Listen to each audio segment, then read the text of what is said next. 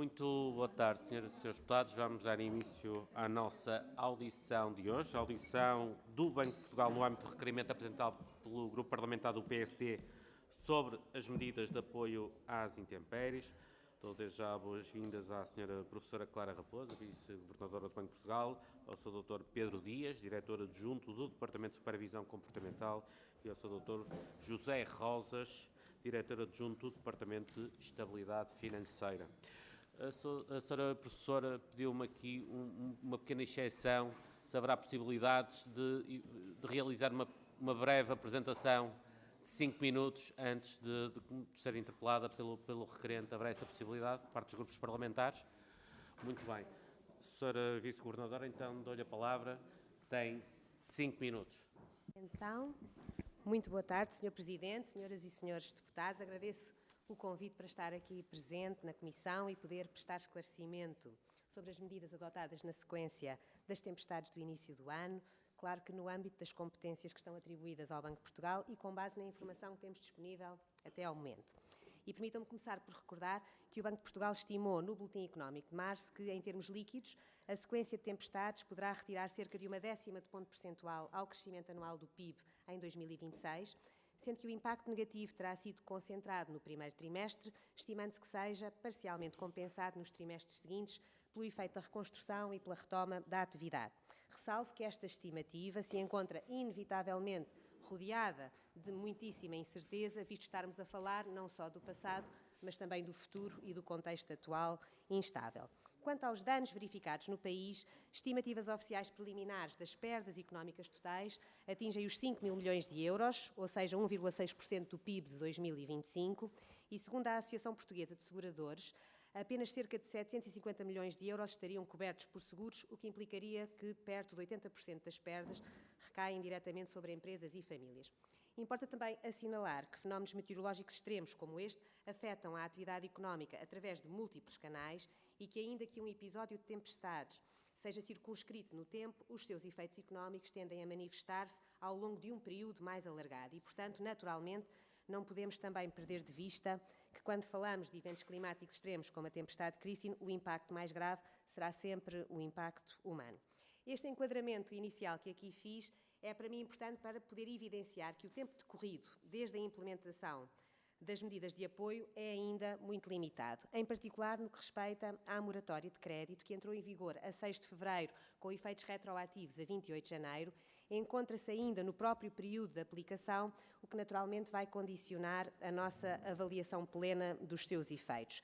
Por essa razão, não é possível retirar agora conclusões robustas e muito menos definitivas sobre vários aspectos centrais do impacto da moratória que apenas poderemos avaliar mais tarde, como, por exemplo, uma eventual materialização de risco de crédito ou quanto ao comportamento dos mutuários após o termo destas moratórias. Mas, naturalmente, hoje partilharemos convosco toda a informação que é possível disponibilizar neste momento, recomendando, contudo, a natural prudência na interpretação destes números que são provisórios.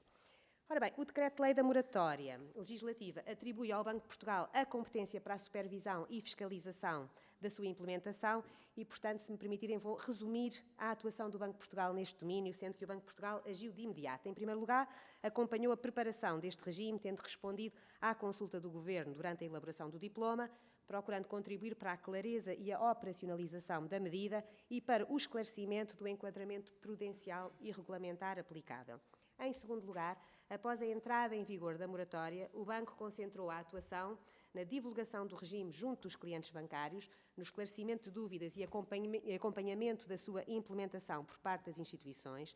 Foram publicados comunicados e conteúdos informativos no site do Banco de Portugal, no portal do cliente bancário, divulgámos informação nas redes sociais e na rádio, na Antena 1, para podermos chegar a todos. Foram prestados esclarecimentos às associações do setor financeiro e foram realizadas ações de verificação relativas ao cumprimento por parte das instituições dos deveres de informação ao público. Paralelamente, foi também dada prioridade à análise das reclamações e dos pedidos de informação apresentados pelos clientes bancários, sendo que até ao momento o número de reclamações recebidas é diminuto, não tendo, portanto, sido identificadas práticas irregulares que exigissem algum tipo de medida corretiva.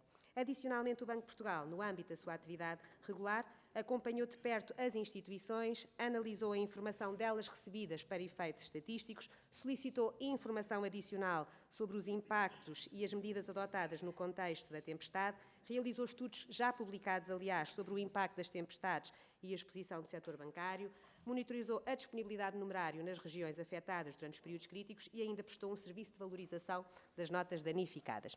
Passando à informação quantitativa disponível, vou começar por recuperar dados já publicados pelo Banco de Portugal a 26 de março, no documento relativo aos desenvolvimentos recentes do sistema bancário, e com referência a dezembro de 2025, ainda antes, portanto, destas tempestades, as empresas localizadas nos concelhos em situação de calamidade tinham cerca de 13,5 mil milhões de euros em empréstimos bancários, ou seja, 18,5% do total de empréstimos em empresas nacionalmente.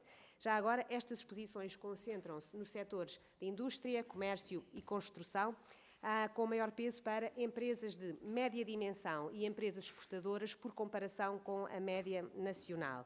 Também nestas regiões afetadas temos uma maior proporção, uma maior representatividade de empresas com maior proporção de ativos físicos, portanto, à partida mais suscetíveis de fragilidades com calamidades de natureza climática como aquela a que assistimos. Já no caso das famílias, os empréstimos à habitação nestes concelhos mais diretamente afetados totalizavam 20,8 mil milhões de euros, dos quais 15,8 correspondiam a crédito para a habitação própria e permanente, de acordo com aquilo que vimos nas moratórias. E este montante representa aproximadamente 17,9% do crédito, deste tipo de crédito no total nacional.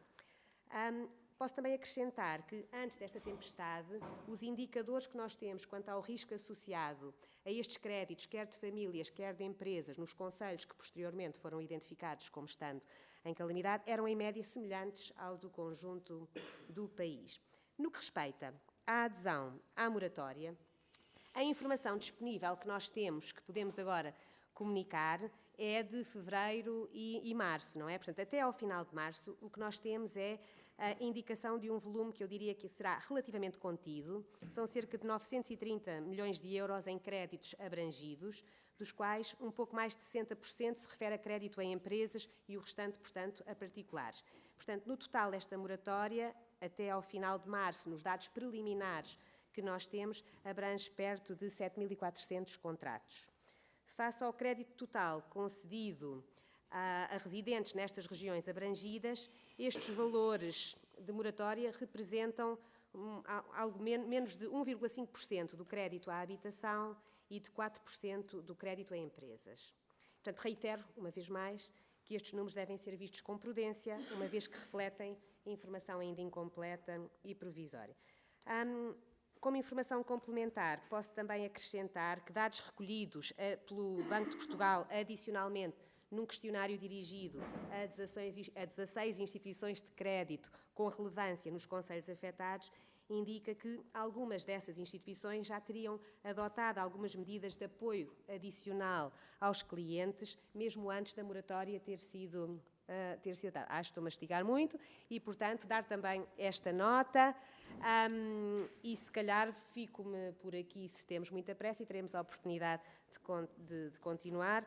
Se calhar deixava apenas só aqui um retoque final, que acho que fica bem ao Banco de Portugal trazer também neste contexto, para não só manifestar o nosso empenho em continuar a acompanhar, enfim, a evolução desta situação, como também relevar a importância, de facto, da integração destes riscos climáticos nos modelos de gestão de risco das instituições bancárias, e porque, de facto, são riscos que têm assumido uma relevância cada vez mais significativa, já com materialização, e, portanto, só deixar esta nota mais geral e não tão específica a este caso. Muito obrigado, Sra. Vice-Governadora. Vamos então passar ao Grupo Parlamentar do PST. Sr. Deputado Ricardo Carlos, dispõe de 5 minutos, tem a palavra. Muito obrigado, Sr. Presidente, Sras. e Srs. Deputados. Só dar 2 notas, Sr. Presidente. Apesar de não fazer parte do modelo, pareceu-nos muito útil esta intervenção inicial da Sra. Vice-Governadora e até para alguns colegas que pudessem ter dúvidas da pertinência deste requerimento e não o compreendessem, penso que ficou claro que a Sra. Vice-Governadora o compreendeu muito bem. E assim, passo então a cumprimentar a Sra. Vice-Governadora, a Sra. Professora, o Dr. Pedro Dias, o Dr. José Rosas, muito obrigado pela vossa presença aqui. Nós estamos aqui no seguimento do requerimento do nosso grupo parlamentar do PSD, relativo àquelas que são estas medidas excepcionais após a tempestade Christine e aquela que foi os episódios que lhe se seguiram. Nomeadamente as moratórias, que a Sra. Vice-Governadora já abordou, mas também linhas de crédito que foram criadas especificamente para a reconstrução. É possível perceber que após este episódio absolutamente único, pelo menos na nossa memória, que ocorreu a 28 de janeiro, no dia 3 de fevereiro já estava publicado em Diário da República algumas respostas públicas rápidas, proporcionais e eficazes, em que estamos a falar, por exemplo, de linhas de crédito ao investimento e recuperação e construção de cerca de 1.000 milhões de euros e linha de crédito à tesouraria de cerca de 500 milhões de euros. Ainda nesse mesmo mês, já mais perto do final do mês, percebendo aquela que era esta necessidade, o Governo aumentou o valor da linha de crédito à tesouraria, tendo duplicado de 500 milhões para 1.000 milhões. E é muito claro aquela que tem sido a adesão, nomeadamente o facto de, em 70 dias, já existirem mais de 1.700 milhões de euros em candidaturas às linhas de reconstrução, e estamos a falar de mais de 9.000 candidaturas. E perante isto, Senhora Vice-Governadora, eu questionava se o Banco de Portugal tem alguma evidência, se pode existir alguma tentação por parte dos bancos comerciais para efetuar algum tipo de reciclagem de crédito. Pergunto-lhe se o Banco de Portugal está atento ao assunto e se tem no seu planeamento a implementação de algum sistema de alerta relativamente a estas possíveis reciclagens de crédito, que, no nosso ponto de vista, nos parece fundamental que ninguém aproveite esta oportunidade para trocar risco da sua própria instituição por risco do Estado. Depois, relativamente às moratórias, e que a Sra. Vice-Governadora já falou bastante sobre o assunto, que naturalmente, como todos compreendemos, são medidas excepcionais, temporárias e proporcionais para dar resposta a esta falta de liquidez imediata. E, basicamente, são o diferimento temporário, é importante dar esta nota, de pagamento de capital, mas também de juros e de demais encargos associados a contratos de crédito, bem como a proibição da revogação de linhas de crédito existentes. E, tal como dito pela Sra. Governadora, cabe, tal como especificado no Decreto-Lei, cabe a supervisão destas medidas e também garantir que apenas as entidades indicadas no decreto podem aceder a este tipo de apoios. E, nesse sentido, eu questionaria se o acesso a este regime de moratórias, e se calhar completando aqui um bocadinho daquilo que já disse, se está a correr bem. Ou seja, se os bancos têm estado efetivamente disponíveis, e falou destas percentagens de 1,5% no caso do crédito à habitação e 4% no caso do crédito a empresas, eu questionava se não considera que lhe parece pouco ou não, tendo em conta aquele que é o contexto, se efetivamente, se calhar, os problemas de tesouraria e o impacto não é assim tão grande, e se tem a expectativa que possa haver aqui um boom ainda até ao final, ou não, parece-nos relativamente relevante. Depois, relativamente àquela que é a exposição ao crédito, tendo em conta o contexto nacional e tendo em conta o impacto regional, porque, como falou, estamos a falar de cerca de 18,5% do total de crédito a empresas no país e 18,7% do total de crédito à habitação. E eu questiono-lhe se prevê que existe aqui algum problema, alguma degradação do risco de crédito que se possa prever no futuro. E, para terminar, questionaria se considera que estas medidas foram positivas, se foram ágeis, se também foram complementares entre elas e se tiveram um resultado efetivo e se, tendo em conta os números que estão disponíveis e que também já falou um pouco, se estão efetivamente a chegar às pessoas em condições e se o Estado está a cumprir aquela que é a sua função. Muito obrigado. Muito obrigado, Sr. Deputado. Para responder, dou a palavra à Sra. Vice-Governadora. Dispõe de 5 minutos. Tem a palavra. Muito bem. E muito obrigada também ao Sr. Deputado Ricardo Castro pelas questões colocadas. E vou então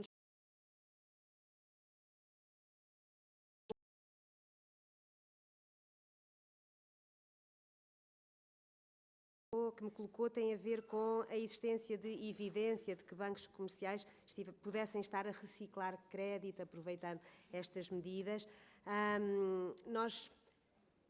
Enfim, vamos começar pelo mais simples.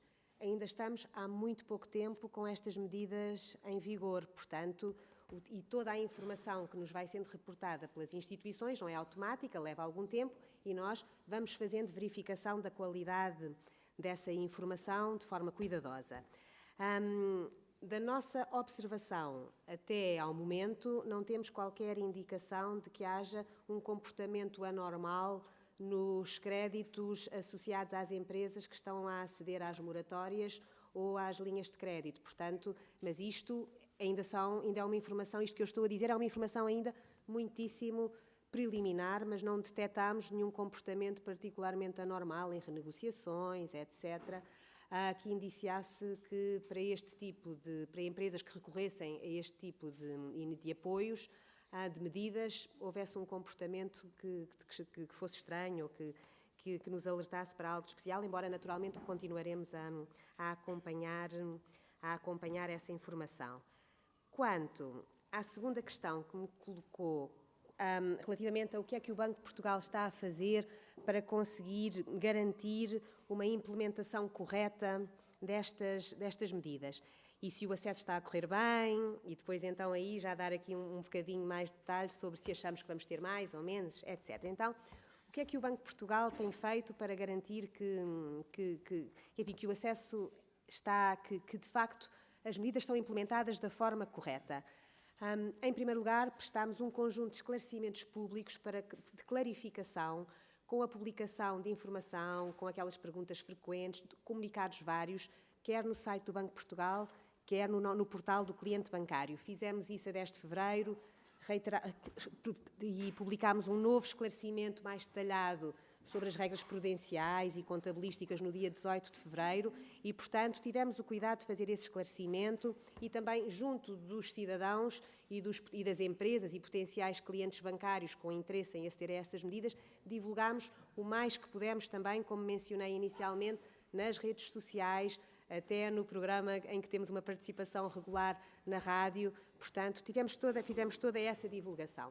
Adicionalmente, fizemos sessões de esclarecimento às associações que mais diretamente depois têm cobrem as entidades que depois concedem estas medidas de apoio e, portanto, todos esses esclarecimentos foram prestados e com tempo o fizemos e, portanto, queremos que, em primeiro lugar, demos boa informação, disponível em todo o lado.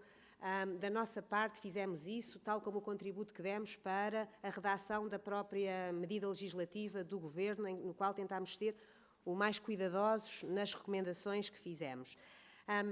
Quanto à forma como os clientes bancários acederam e se têm tido dificuldades ou não, aquilo que nós podemos dizer da nossa parte é que temos acompanhado, portanto, assim que as medidas começaram a estar no terreno, reforçámos a nossa atividade de acompanhamento de reclamações, estivemos muito atentos a isso e de pedidos de esclarecimento que nos pudessem surgir e, portanto, aquilo que verificámos, de facto, foi que o número de reclamações que tivemos até ao momento é muito reduzido, ou melhor, que tivemos entre fevereiro e março, porque não tenho ainda dados apurados para o mês de abril, com os quais esteja confortável para poder comunicar. Mas nós, na verdade, o que tivemos foram 14 reclamações, 7 em fevereiro e 7 no mês de março, todas elas facilmente esclarecidas e que 12 delas tinham a ver com crédito à habitação e todas elas tivemos a oportunidade de esclarecer junto das instituições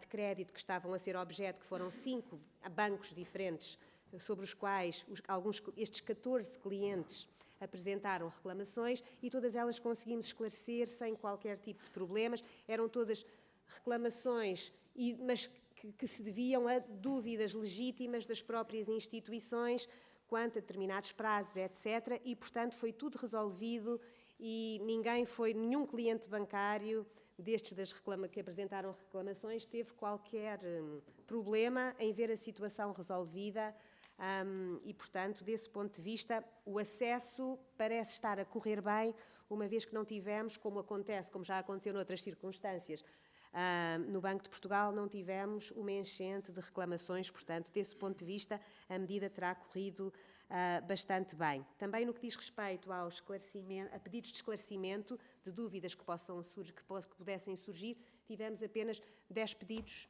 e, portanto, há os 5 minutos. Pois era.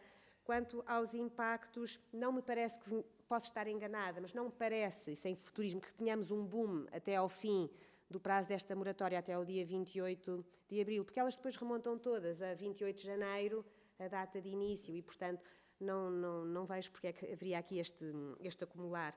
No final, a indicação que nós temos até agora quanto a impacto para a estabilidade do sistema bancário é de que estamos bem, ou seja, apesar das tempestades, etc., as instituições estão a ser capazes de lidar de forma tranquila com o impacto destas tempestades. Muito obrigado, Sra. Vice-Governadora. Passemos aí, então, aos restantes grupos parlamentares. Vamos ao grupo parlamentar do Partido Chega. Sr. Deputado Eduardo Teixeira tem a palavra. Dispõe de 5 minutos.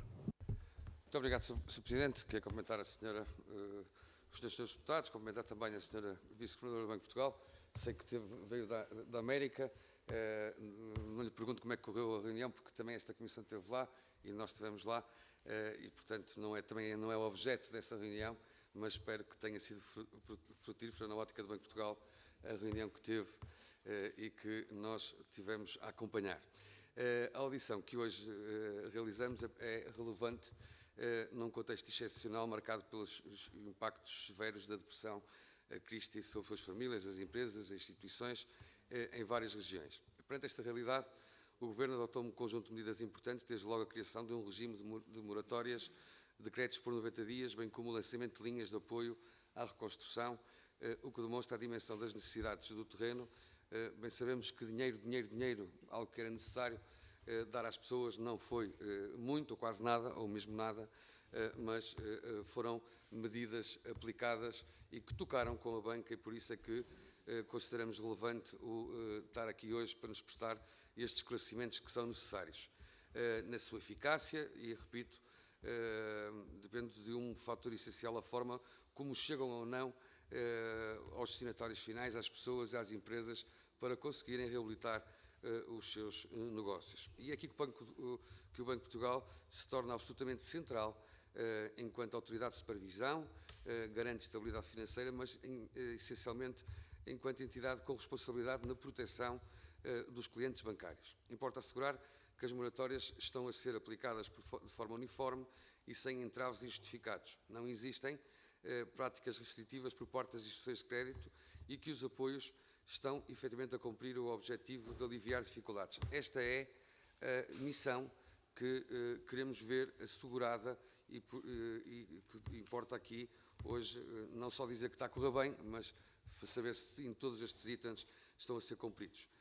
Não podemos aceitar que famílias ou pequenas empresas, já muito fragilizadas por perdas significativas, enfrentem obstáculos burocráticos por falta de informação ou condições pouco transparentes no acesso aos apoios. É também importante olhar para o futuro próximo e o regime de moratórias tem uma duração limitada e muitos dos impactos económicos destas intempéries terão efeitos prolongados. Assim, importa perceber se estes instrumentos que estão em vigor são suficientes, se é necessário prolongar ou adaptar medidas, se o Banco de Portugal desempenha na articulação com o sistema bancário para garantir soluções adequadas. Mais do que nunca é fundamental ganhar confiança. Confiança nas instituições, no sistema financeiro e na capacidade de resposta do Estado e também na interligação com o Banco de Portugal. Esta confiança constrói-se com transparência, acompanhamento rigoroso e, sobretudo, com resultados concretos para quem mais necessita e precisa. É esse escrutínio que hoje estamos aqui a exercer, Sra. Vice-Governadora do Banco de Portugal. E, portanto, quanto à aplicação das moratórias, o Banco de Portugal tem informações sobre o número de pedidos de moratórias apresentados e já aprovados. Falou-nos no número inicial, que me parece que é um número superior, mas já agora gostava de saber qual é o montante, o número certo que foi solicitado aos bancos e se o Banco de Portugal tem centralizado esse número. Já foram identificadas dificuldades ou práticas divergentes entre instituições bancárias, se umas estão a fazer diferentes de outras ou se está uma prática uniforme, que é assim que se espera. Quanto à supervisão e fiscalização, que mecanismos concretos estão a ser utilizados para garantir que os bancos estão a aplicar corretamente o regime previsto no Decreto-Lei? Tem conhecimento de reclamações de clientes relacionadas com estes apoios? Confesso e digo-lhe que nós recebemos várias nesta casa. O Banco de Portugal tem conhecimento e pediu também acesso a estas reclamações. E no que concerne ao acesso efetivo aos apoios, na avaliação do Banco de Portugal, os critérios de acesso às moratórias e ao crédito estão ajustados à realidade das empresas e famílias afetadas? Eram estas as questões que gostaríamos que ficassem aqui esclarecidas nesta primeira ronda. Muito agradecido as suas respostas. Muito obrigado. Muito obrigado, Sr. Deputado. Passamos ainda ao Grupo Parlamentar do PS. Sr. Deputado Hugo Costa, dispõe de 5 minutos, tem a palavra. Muito obrigado, Sr. Presidente. Cumprimentar a professora doutora Clara Raposo, Vice-Governadora do Banco de Portugal. Também cumprimentar o Dr. Pedro Dias e o Dr. José Rosas. Uma primeira nota, naturalmente, a tempestade Christie, no dia 28 de janeiro, teve um impacto muito significativo sobre a população, sobre as empresas, de um vasto território, compõe os distritos de Leiria, Santarém, Coimbra e Castelo Branco, essencialmente, com algumas partes também no distrito de Lisboa e com alguma parte também no distrito de Setúbal. No fundo, são as regiões que foram mais afetadas por esta tempestade Christie. E, naturalmente, o sistema financeiro não pode ficar à parte.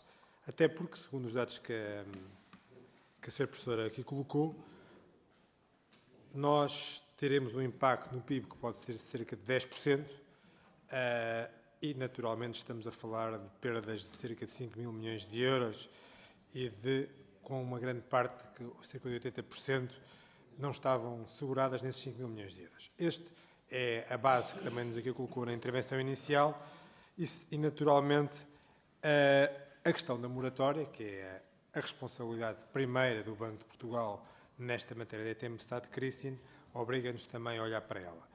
Os dados que nos colocou que apenas cerca de 4% dos créditos a empresas e 1% dos créditos a particulares, da habitação, estamos a falar numa região em que, por exemplo, os créditos ascendiam a 32 mil milhões de euros, segundo os dados do próprio Banco de Portugal. E a minha pergunta primeira é se estes dados curtos, que consideramos que 1% ou 4% da moratória são dados relativamente curtos, esteve relacionada com alguma dificuldade de informação, também com a dificuldade do próprio acesso, se as próprias instituições financeiras permitiram facilidade dos clientes e das empresas terem acesso, sejam particulares ou empresas, a este produto. E era esta a primeira pergunta que eu colocaria, porque os dados parecem, a nós, relativamente baixos, uma medida de grande impacto, que permitia não pagar capital e juros durante 90 dias, com um conjunto de empresas que foram completamente afetadas, parece-me 4% relativamente um valor abaixo para empresas e 1% para particulares. Depois, perguntar se acham que esta moratória é suficiente, ou seja, se os 90 dias são suficientes, e se também pode existir aqui algum problema a nível de riscos futuros.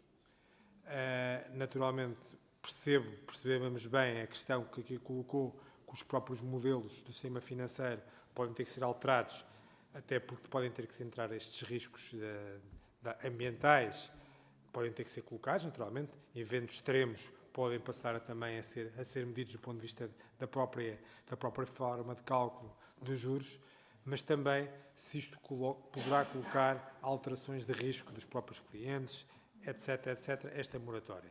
É uma pergunta que a nós também nos preocupa, naturalmente, porque pode existir alterações de... O facto de um cliente pedir a moratória poderá fazer com que a própria instituição financeira altere a sua posição a nível de riscos, e de risco é uma questão que também, naturalmente, nos preocupa. Em relação aos montantes financiados por empréstimos e também dos contratados com a garantia do Banco Português de Fomento, naturalmente aí a responsabilidade está no Banco Português de Fomento. Estamos a falar de cerca de 835 milhões de euros contratados, com 600 milhões de aprovados por contratar, basicamente 1,7 mil milhões de euros de candidaturas. Como é que o Banco de Portugal está a acompanhar este processo? Naturalmente, porque também, enquanto entidade reguladora do setor, tem que regular esta situação. Se a informação que os bancos estão a enviar, existe garantia que o Estado está a utilizar todos os procedimentos até de salvaguarda, até para evitar que esteja a fazer algum tipo de lavagem de créditos menos, com riscos superiores para estes produtos. E como é que também olham para as respostas que as próprias instituições financeiras estão a dar a nível da aprovação e a nível também destas respostas. Naturalmente percebendo que é um produto com garantia pública, através do Banco Português de Fomento, e que também coloca no Estado essa responsabilidade de não colocar também à responsabilidade de todos os problemas que já existiam anteriormente. Era também essa pergunta que queria colocar sobre este tema. Por isso, era naturalmente para dizer que este tema da tempestade Christine tem múltiplas questões, até para o próprio Banco de Portugal. O impacto da economia, certamente o Banco de Portugal vai continuar a olhar para ele no futuro, e acho que é um tema que pode ser olhado e continuar a olhar. Aquilo que será o impacto também sobre o risco dos créditos futuros também, mas no curto prazo temos que olhar para as perguntas que aqui colocámos, porque também 1% para particulares e 4% para empresas parece-nos um dado relativamente baixo. Muito obrigado. Muito obrigado, Sr. Deputado. Para responder ao Grupo Parlamentar do Chega e ao Grupo Parlamentar do Partido Socialista, dou a palavra à Sra. Vice-Governadora. Dispõe de 10 minutos. Tem a palavra. Se controle bem estes 10 minutos. Então, começando aqui pelas perguntas do Dr. Eduardo Teixeira, que agradeço. Vamos então ver o que é que eu tenho aqui de mais interessante para lhe responder. Portanto, em primeiro lugar, colocou a questão das medidas que o Banco, já agora, confirmo os números que tinha referido inicialmente e que tinha pedido para reconfirmar quanto ao número de pedidos de moratórias e ao montante. O que nós temos é o número de contratos em moratória, de facto aprovados, que são aproximadamente 7.400, para um montante total de aproximadamente 930 milhões de euros, isto dados até final de março de 2026. Se estas medidas estão a chegar às famílias da forma adequada e às empresas da forma adequada, e como é que nós conseguimos garantir que isso acontece.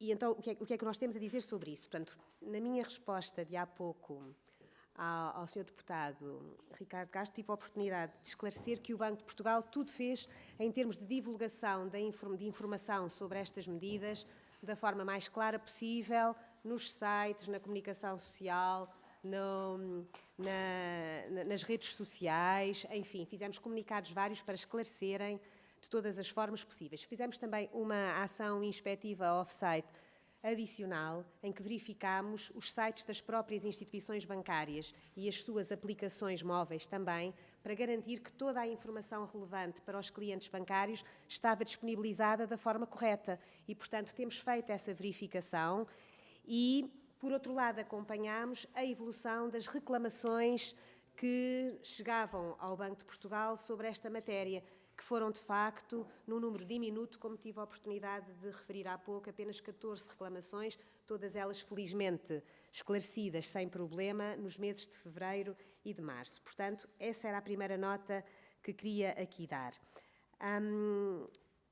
Quanto às práticas divergentes entre instituições de crédito, não temos indicação disso estar a acontecer. Portanto, aquilo que nós verificámos foi que na informação divulgada por estas instituições nos seus sites, nas suas aplicações para os clientes, a informação era por todas as instituições prestada de forma adequada e, portanto, não encontramos também nas tais reclamações que fomos recebendo e nos pedidos de esclarecimento que fomos recebendo, indícios de haver aqui algum comportamento diferenciado que exigisse medidas corretivas da nossa parte. Claro que isto são moratórias que foram anunciadas a 6 de fevereiro, começaram a funcionar de facto na semana a seguir e temos dados fechados apenas para março, são coisas que é num período limitado de tempo e pode-nos estar ainda a escapar alguma coisa que mais tarde possamos vir a identificar.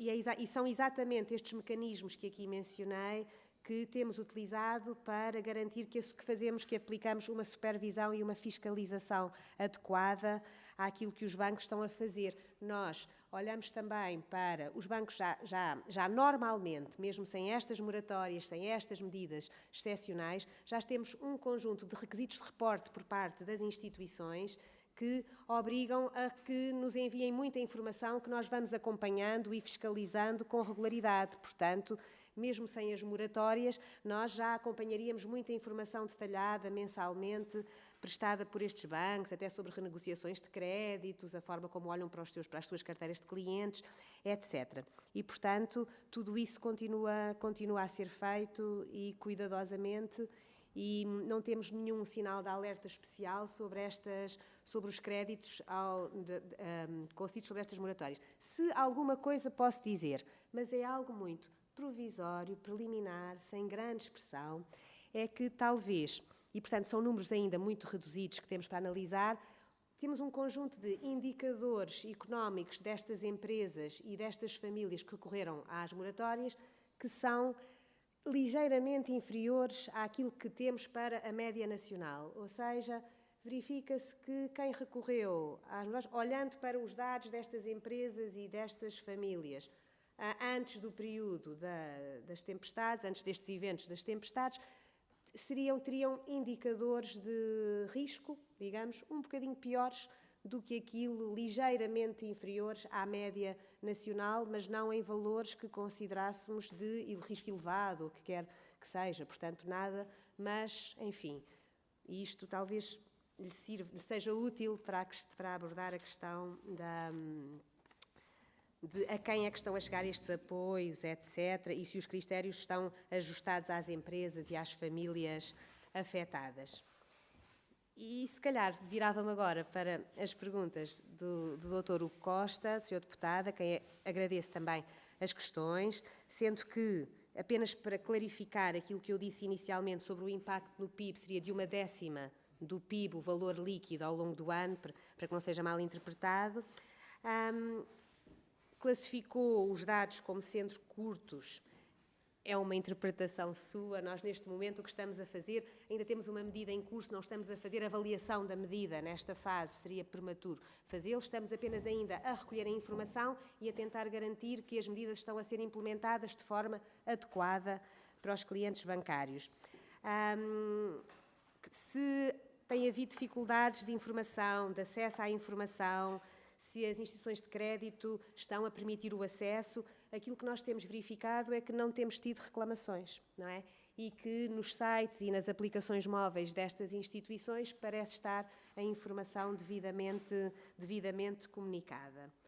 A segunda questão que me colocou tem a ver com será que os 90 dias são suficientes ou não são suficientes? É uma avaliação que não nos caberá a nós fazer, não é verdade? Nós não temos qualquer responsabilidade no desenho da medida ou em medidas públicas deste tipo, apenas tentamos garantir que protejam a estabilidade financeira, sejam apresentadas com aquelas características que achamos que são importantes para eventos extraordinários desta natureza, que são os tais 3 T's, que em inglês é o Timely, Temporary and Targeted, que sejam dirigidas a quem de facto é afetado pelas medidas, que sejam delimitadas no tempo e, neste caso, também no espaço afetado diretamente por estas medidas. Há um aspecto que pode valer a pena aqui mencionar, que também tem a ver com o pedido de informação adicional que nós fomos fazendo às próprias instituições de crédito para termos mais esclarecimentos, e quanto ao número de moratórias que vão aparecendo e aos montantes aqui envolvidos, também temos alguma evidência nos questionários que fizemos às tais 16 instituições de crédito com peso relevante nestas regiões, de que já teriam sido implementadas por iniciativa das próprias instituições algumas medidas de apoio a clientes nestas zonas afetadas, não é? Com algumas alterações das condições dos créditos para poderem um bocadinho, antecipando o efeito da moratória, medidas essas que poderão ter permanecido e, em certa medida, substituindo algum do efeito que estas moratórias poderiam vir a ter. Estou aqui um pouco enfim, é um pouco especulativo dizer isto, mas não deixa de ser uma evidência de que também temos de outro tipo de medidas que podem estar a complementar as das moratórias e mesmo das linhas de crédito. Um outro aspecto que também poderá ser relevante para esta aferição e que também sobre o qual obtivemos informação nos questionários adicionais que colocamos a estas instituições, tem a ver com, isto não são dados finais, é absolutamente provisório e no âmbito de um inquérito, tem a ver com o facto de uma percentagem muitíssimo significativa do crédito à habitação elegível para estes efeitos, segundo os bancos nos reportaram, estar coberto por seguros, portanto, seguros contra tempestades e, portanto, possivelmente vários destes clientes bancários poderão não ter tido necessidade de recorrer a uma moratória, tendo um seguro que cobre as perdas que poderão ter tido. Já no caso das empresas, a informação preliminar que nós obtivemos é de que essa cobertura por seguros de danos por tempestade seria numa percentagem muito mais reduzida e cobrindo uma percentagem também menor dos eventuais ativos dessas empresas afetados. Mas, portanto, há também este efeito adicional que pode ser útil para melhor esclarecimento. Finalmente, quanto aos montantes financiados, eu penso que já há pouco dei uma resposta que tocou na questão de não termos evidências de lavagens de umas linhas com outras, etc., de aproveitamentos, mas também poderá ser cedo para fazermos essa aferição, mas pelo menos não temos nenhum indicador à partida que indicie que estejam a ser utilizadas estas operações para reciclar outras que pudessem existir.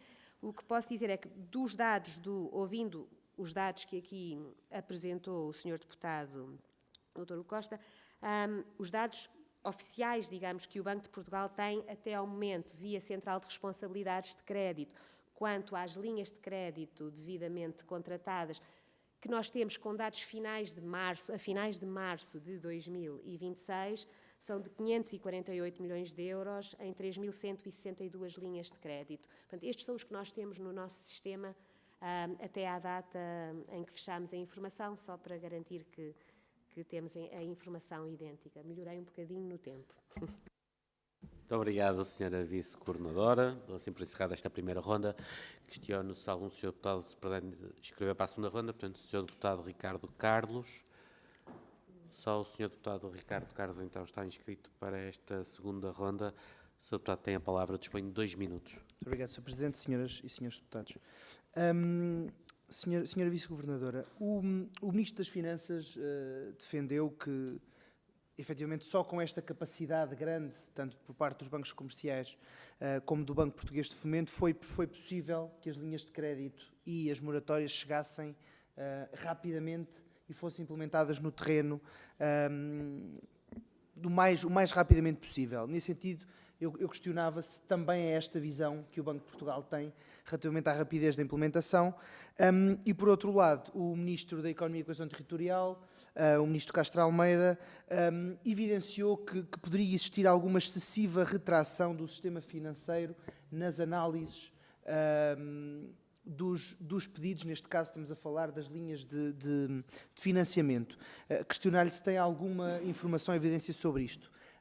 E para terminar, com as questões que fiz há pouco, mas que a Sra. Professora naturalmente não teve a oportunidade ainda de responder, porque eu sei que as questões foram muitas, mas era se considera que estas medidas foram efetivas e se complementam umas com as outras, e se efetivamente foram ágeis e chegaram às pessoas e às empresas a tempo útil e a tempo de minimizar impactos maiores na economia portuguesa. Muito obrigado. Muito obrigado, Sr. Deputado. A Sra. Vice-Governadora terá 2 minutos para responder. Tem a palavra. Então, telegraficamente, Sr. Deputado, Sr. Ricardo Carlos, agora sim disse o seu nome corretamente, este não conta, este bocadinho, peço desculpa por há pouco.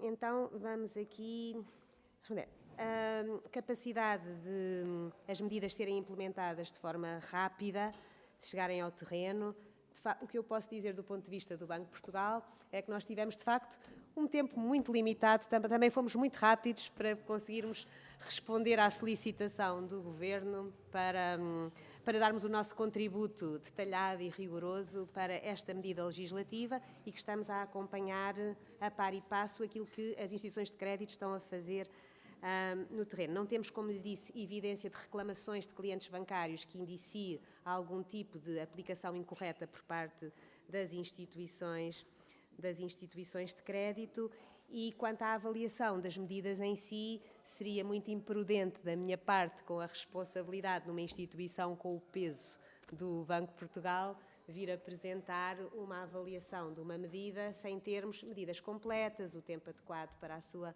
avaliação e portanto, a seu tempo poderemos ter uma análise mais certa, fina, detalhada sobre os impactos de cada uma destas medidas e da sua combinação também.